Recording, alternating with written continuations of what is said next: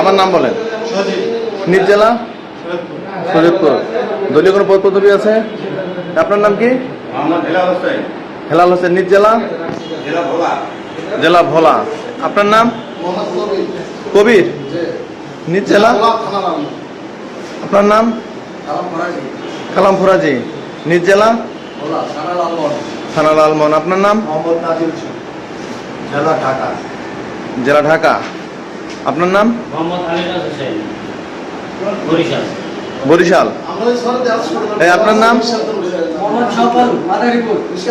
স্বপন মাদারীপুর,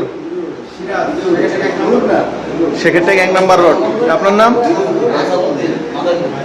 কি? নাম